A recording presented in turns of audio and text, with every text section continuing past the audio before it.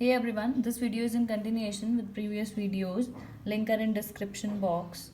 Question number 21. This is chapter 14 indefinite integral 2 methods of integration. तो हम किस method से कर रहे हैं क्वेश्चंस बाय सब्सटीट्यूशन.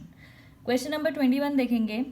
देखो इसमें एंगल का डिफरेंस है, नीचे हाफ एंगल है और ऊपर फुल एंगल है. और ये मैं पिछली वीडियो में भी बता चुकी हूँ, अगर एंगल का डिफरेंस है तो आप किसी भी चीज़ को टी माने आप इसको डिफरेंशिएट मतलब आप इसको सब्सटीट्यूट कर नहीं पाएंगे, क्योंकि यहाँ पे x/2 है और यहाँ पे x है, तो we first have to convert.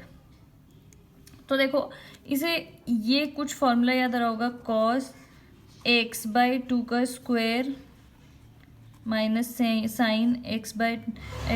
Square x/2 upon,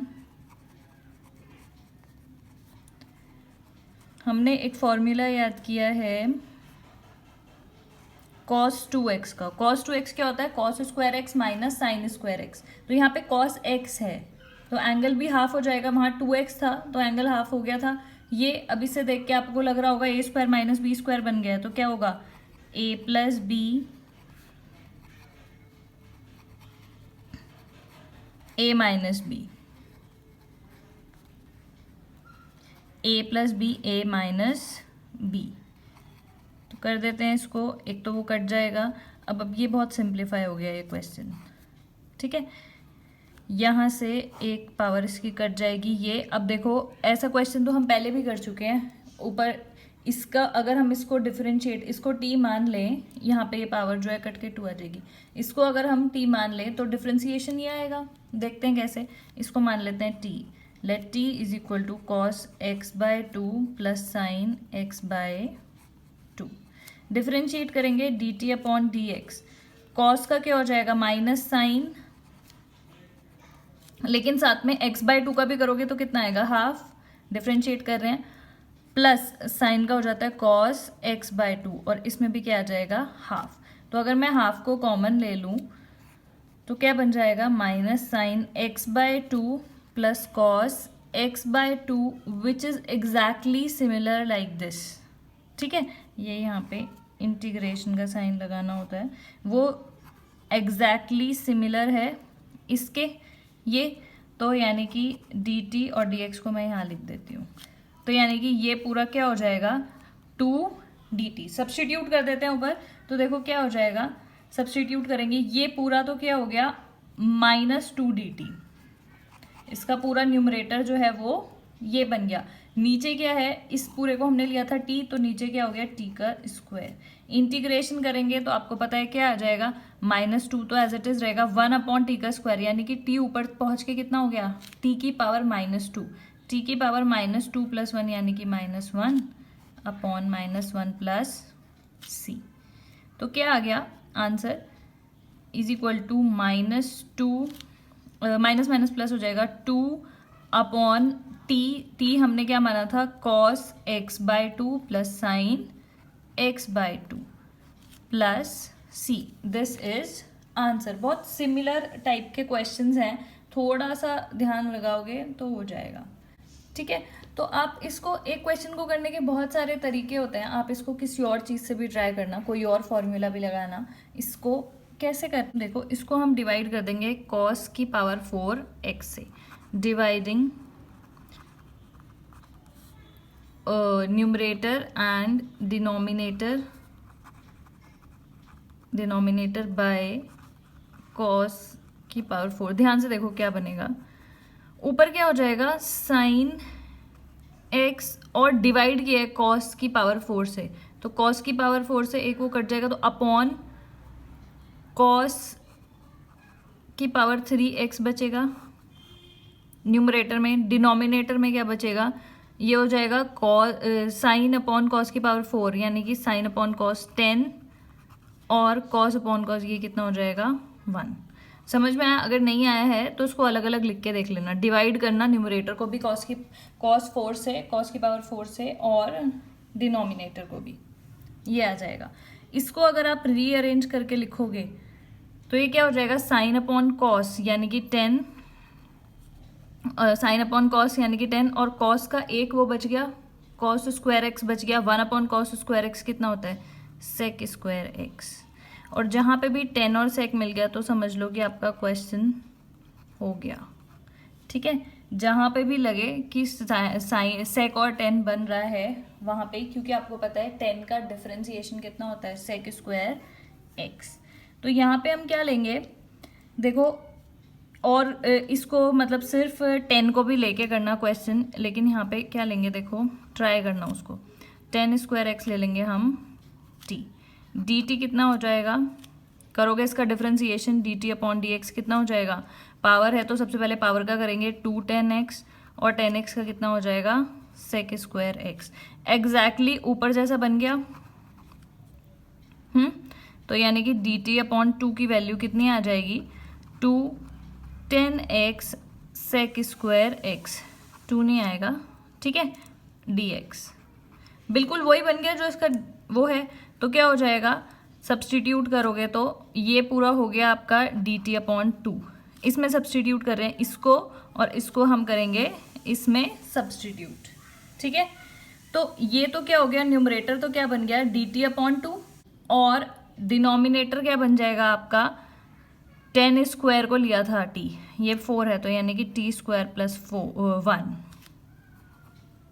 और जैसे ये बना, आपको पता है इसका इंटीग्रेशन क्या हो जाता है, 10 इनवर्स t, और हाफ एज इट इज रहेगा प्लस c, t की वैल्यू डालेंगे आंसर आ जाएगा हाफ 10 इनवर्स t, किसको माना था, t स्क्वायर को, t square x plus c is the answer. I am sorry, ये थोड़ा घिचपिच हो गया, लेकिन कॉपी पेन लेके बैठोगे और आराम से साथ साथ सॉल्व करोगे तो समझ में आ जाएगा। ठीक है, क्वेश्चन नंबर 23 देखो, जहाँ पे भी ये देखोगे ना सेक एक्स प्लस 10x, तो क्या कर देना, सेक एक्स प्लस 10x या फिर cosec x plus cot x. तो उस पर क्या करना, एक ट्रिकी समझ लो, आपको मल्टीप्लाई डिवाइड करना है सेक माइनस 10 से। ऐसे क्यों करना है वो भी बताती हूँ। Sec x plus 10x multiply divide कर दिया सेक एक्स माइनस 10x से। क्यों इन दोनों में मैंने आपको बोला, क्योंकि आपको पता है 1 plus 10 square is equal to sec square होता है, यानी कि सेक स्क्वायर माइनस 10 स्क्वायर 1 हो जाएगा। ऐसे ही सिमिलर रिलेशन होता है कॉट स्क्वायर और कोसेक स्क्वायर में।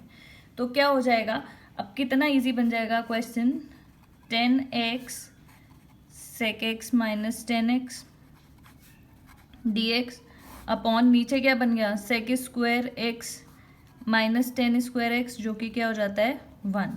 तो आपका सिंप्लीफाई होके क्या आ जाएगा, 10x sec x minus 10 square x, ये नीचे वाला तो 1 हो गया, ये आ गया, ये क्या हो गया dx। अब आपको पता है कि 10x सेक एक्स का इंटीग्रेशन क्या हो जाता है, सेक एक्स, और 10 स्क्वायर का नहीं पता, लेकिन सेक स्क्वायर तो का तो पता है, तो हम कन्वर्ट कर देंगे, इसमें सब्स्टिट्यूट की ज़रूरत ही नहीं है।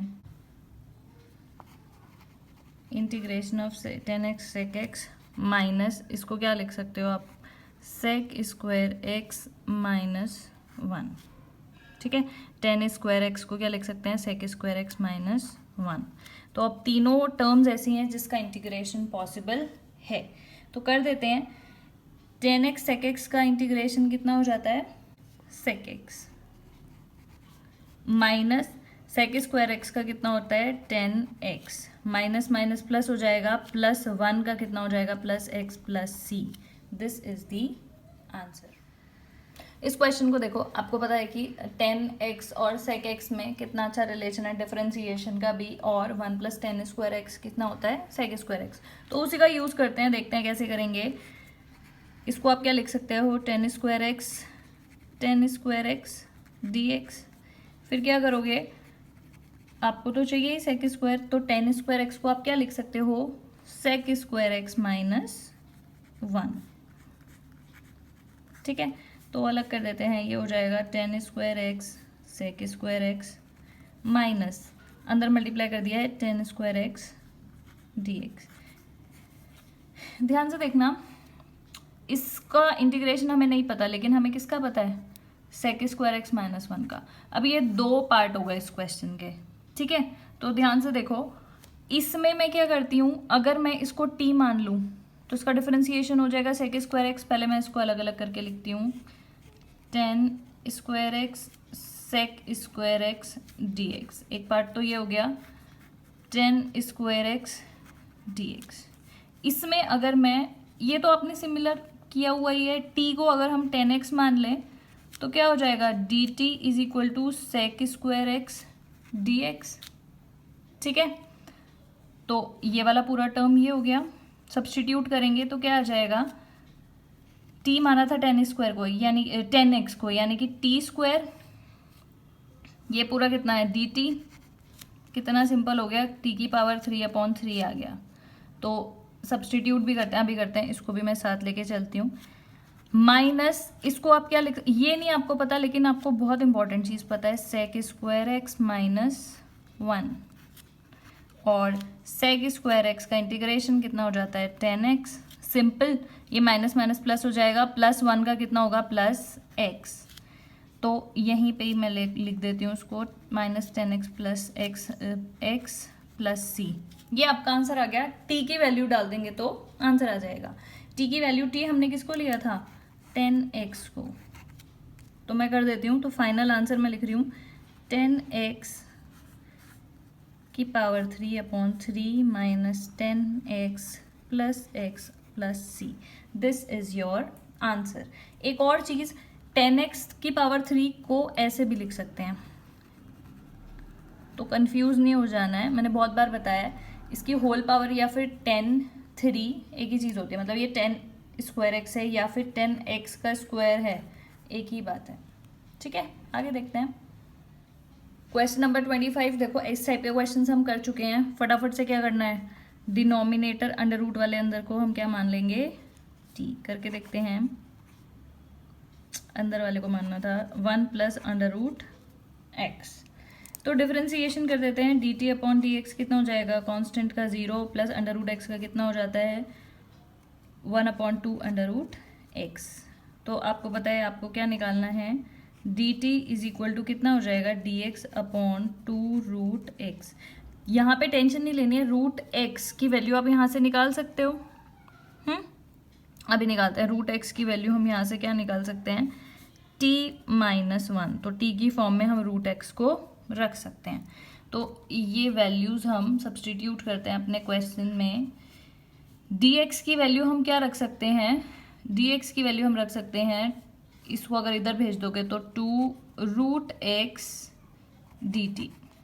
dx की वैल्यू मैंने रख दी dt, और इसको इधर भेज दोगे तो 2 √x। और ये वाला पूरा क्या माना था t, तो नीचे क्या आ जाएगा √t। फिर आपको पता है √x की वैल्यू t की फॉर्म में, क्योंकि हम t में सब कुछ कन्वर्ट कर रहे हैं, तो हमें √x की वैल्यू भी क्या रखनी है, t - 1 अपॉन, बस अब हो गया क्वेश्चन, कोई दिक्कत नहीं है। 2 बाहर, इसको अलग अलग करके लिखोगे तो क्या आ जाएगा, t/√t आ जाएगा √t, और ये आ जाएगा 1/√t। इंटीग्रेशन कर सकते हो, आपको पता है √t का कितना हो जाएगा, मतलब t की पावर हाफ। तो t की पावर हाफ + 1 यानी कि t की पावर 3/2 अपॉन 3/2 माइनस t की पावर -½ है, -½ + 1 यानी कि t की पावर हाफ अपॉन हाफ, यानी कि 1/2 इधर आ जाएगा +c। नेक्स्ट स्टेप आपका क्या होगा, आपको वैल्यू डालनी है t की, जो भी आपने t लिया था उसकी वैल्यू भी तो डालोगे और फिर आ जाएगा आंसर। तो t की वैल्यू इसमें सब्स्टिट्यूट कर देना, जो भी माना था t, हमने क्या माना था 1 + √x। t की वैल्यू इसमें डाल देना और वो क्या आ जाएगा आंसर। नेक्स्ट क्वेश्चन करते हैं, क्वेश्चन नंबर 26। देखो इसको ध्यान से, इसमें भी क्या होगा, ये जो है इसको हम t ले लेते हैं, बिल्कुल सेम क्वेश्चन हैं। देखो फटाफट से कर देती हूँ, t = x + 5 dt/dx कितना हो जाएगा, x का 1 होता है, इसका 0, यानी कि क्या हो गया dt = dx। यहाँ से आपके पास ऊपर x की वैल्यू भी डालनी है t की टर्म्स में, तो रख सकते हो। x की वैल्यू कितनी आ जाएगी, t - 5, बस इतना सही काम करना था, दोनों सब्स्टिट्यूट कर दो।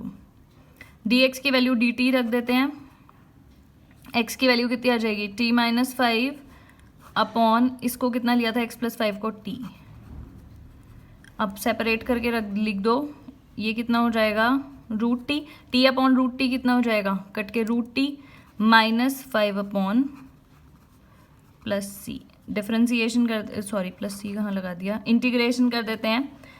रूट टी का इंटीग्रेशन कितना हो जाएगा, टी की पावर 3/2 अपॉन 3/2 अपॉन 2 नीचे आएगा, उसको इधर कर देंगे। 5 इंटू टी की पावर हाफ आएगा और हाफ नीचे वो इधर आके कितना हो जाएगा मल्टीप्लिकेशन में।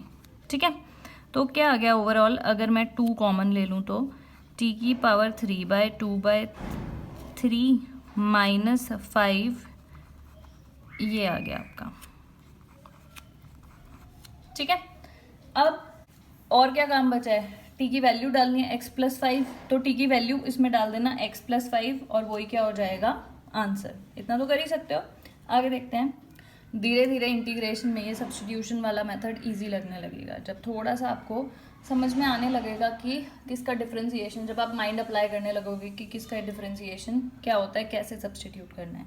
यहाँ पे भी देखो x प्लस लॉग एक्स है, x का 1 और log x का 1/x, अगर उसका एलसीएम लोगे तो यही कुछ आएगा कि नहीं, देखते हैं कैसे।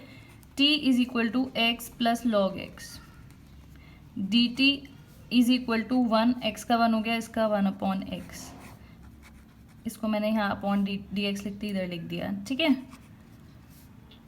x प्लस 1 एलसीएम ले लिया, तो देखो ये एग्जैक्टली यही लग रहा है या नहीं।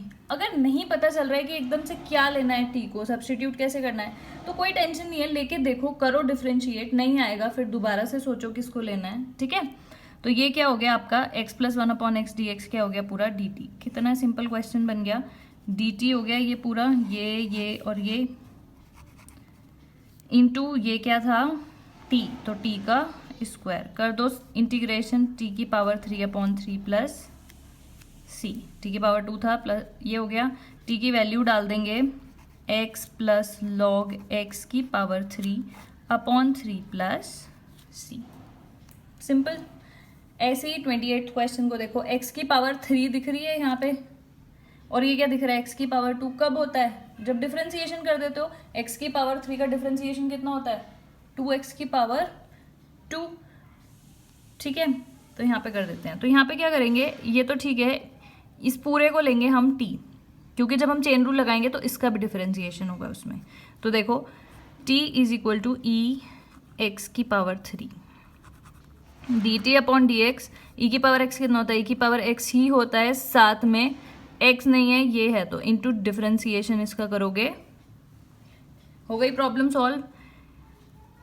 D t is equal to e की पावर x की पावर 3 इंटू एक्स का स्क्वायर इंटू डी एक्स, ये पूरा, और 3 हमें नहीं चाहिए, ये हो गया, ये हो गया। सब्स्टिट्यूट करो, एक्स स्क्वायर ई की पावर x और डी एक्स, इन तीनों को मिला के क्या हो गया डी टी अपॉन 3, और इसको आपने माना था t, तो क्या आ गया कॉस t। कॉस t का इंटीग्रेशन कर सकते हैं इजीली। कॉस t का इंटीग्रेशन आपको पता है कितना होता है, साइन t, और अपॉन 3 तो एज इट इज आएगा प्लस c, तो 1/3 t की वैल्यू डाल दो, साइन t की वैल्यू कितनी होगी, ई एक्स की पावर 3 प्लस c। सिंपल, ये आ गया आंसर। नेक्स्ट देखते हैं, देखो ये क्वेश्चन नंबर 29 जो है ये एग्जैक्टली सेम है क्वेश्चन नंबर 22 के, बस यहाँ पे 2 है, इतना सा डिफरेंस है। तो देखो बिल्कुल वैसे ही करेंगे, कर देते हैं डिवाइडिंग, जैसे मैंने 22 को किया, dividing numerator and denominator by cos की पावर 4x कर देते हैं। देखो 2 sine theta upon sine theta cos theta upon cos की power 4x upon sine 4 theta upon cos 4 theta plus cos 4 theta upon, सबको डिवाइड कर दिया इससे। ठीक है, एक पावर कट जाएगी और ये तो कट ही गया, तो क्या आ गया, 2 को मैं बाहर लिख रही हूँ, क्या आ जाएगा। अब देखो ध्यान से, वहाँ पे भी बताया था साइन अपॉन कॉस, एक कॉस इसके साथ ले लो, एक तो खत्म हो गया, 3 आ गई, एक इसके साथ ले लो, साइन अपॉन कॉस कितना आ गया 10, और फिर क्या बचा, 1/cos² तो वो क्या आ जाएगा, sec² upon sine upon cos कितना होता है 10⁴ थीटा प्लस 1। बिल्कुल सेम क्वेश्चन वैसे ही बन गया कि नहीं। ले लो t को 10²θ, वो एक क्वेश्चन बन गया। 2 t = 10²θ, तो dt = कितना हो गया 2tan θ। पहले पावर का करते हैं, पावर आगे आ गई, 2tan θ, tan θ का कितना हो गया sec² प्लस इंटू dx। तो यहाँ तो 2 ऑलरेडी है तो अच्छी बात है, यहाँ पे 2 इसके साथ ही ले लोगे तो ये पूरा क्या आ गया, पूरा का पूरा जो न्यूमरेटर है वो आपका क्या आ गया dt, पूरा का पूरा न्यूमरेटर जो है वो आ गया dt। और यहाँ पे क्या है 10² को माना था तो नीचे क्या बन गया t² + 1। डिफरेंस इंटीग्रेशन करोगे तो क्या आ जाएगा tan 1t 1/x² + 1 या t² + 1 का क्या हो जाता है tan 1t + c हो गया। अब क्या हो जाएगा ये tan 1 जो भी t की वैल्यू मानी है उसको भी रखेंगे tan² + c। This is your answer. Next देखते हैं।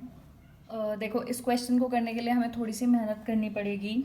हम क्या करेंगे, कॉस स्क्वायर से सबको डिवाइड कर देंगे। मतलब देखो कॉस स्क्वायर तो नहीं पता है, सबसे बेस्ट हमें पता है कि 1 + tan² x = sec² x होता है।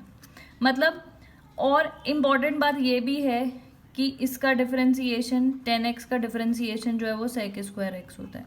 तो अगर हम इसको चेंज करके इस फॉर्म में ले आए, इस फॉर्म में नहीं, मतलब tan² वाला कुछ हो जाए और sec² वाला या sec x वाला, तो क्वेश्चन सॉल्व हो जाएगा। देखते हैं कैसे। इसको हम क्या करेंगे 1/cos² x डिवाइड कर रही हूँ मैं cos² x से। अब बहुत सारे स्टूडेंट्स ये भी सोचेंगे कि याद कैसे रखना है कि कहाँ पे क्या डिवाइड करना है, कहाँ पे क्या मल्टीप्लाई। तो वो सब कुछ क्या आएगा, प्रैक्टिस से आएगा। क्वेश्चंस प्रैक्टिस करते जाओगे। मैं हमेशा से बोलती हूँ कि एक क्वेश्चन करने का कोई एक तरीका नहीं होता है, तो कोई और तरीके से कर लो, जो भी इजी लगे। प्रैक्टिस करो, सोचो उसको थोड़ा सा, उसके बारे में कैसे हो सकता है, तो अपने आप हो जाएगा। जितने ज़्यादा डायरेक्टली प्रोपोर्शनल है मैथ्स में, जितनी ज़्यादा प्रैक्टिस करोगे उतनी ईजिली आपको समझ में आने लगेगा। कॉन्सेप्ट क्लियर होते जाएंगे, क्वेश्चन होते जाएंगे। एनीवेज 1/cos² कितना हो जाएगा sec² x। ये कितना हो गया 9 sec² x + 16। ठीक है, cos² को अब ये वाला पूरा फंक्शन जो है हमने किस में कन्वर्ट कर दिया sec² x में। अब क्या करेंगे, अगर डिनोमिनेटर में 10 का फंक्शन आ जाए तो उसका डिफरेंशिएशन आपको पता है sec² होता है, तो कोई दिक्कत नहीं है, ला सकते हैं ये तो हम। तो क्या हो जाएगा sec² क्या हो जाता है 1 + tan², तो ये हो जाएगा 1 + tan² x + 16 dx। सिंप्लीफाई करोगे तो क्या आ जाएगा sec² x upon 9 + 9 tan² x + 16, जो कि और सिंप्लीफाई करके क्या आ गया sec² x 9 tan² x + 25। अगर चैप्टर नंबर 13 अच्छे से किया है तो ये भी किया होगा। tan² तो नहीं, लेकिन यहाँ पे x का फंक्शन होता है तो उसको उसी फॉर्म में बनाते हैं हम कि उसका इंटीग्रेशन कर पाए। बताती हूँ कैसे। तो अभी हम क्या करें, फिलहाल तो हम tan x को मान लेते हैं t, और उसका इंटीग्रेशन आ जाएगा ऊपर पूरा न्यूमरेटर जो है। तो t = tan x dt upon dx = sec² x, यानी कि dt आपका कितना आ गया sec² x dx। इंटीग्रेशन करने के लिए सब्सटीट्यूट करेंगे, ये पूरा कितना हो गया dt अपॉन 9t² + 25। तो हमें क्या चाहिए, नहीं चाहिए 9 नहीं चाहिए, हमें चाहिए +1 चाहिए। हमें यहाँ पे हमें इंटीग्रेशन के लिए क्या चाहिए 1/t² या t² का कोई भी आगे कांस्टेंट +1। तो dividing this thing all the things by 25।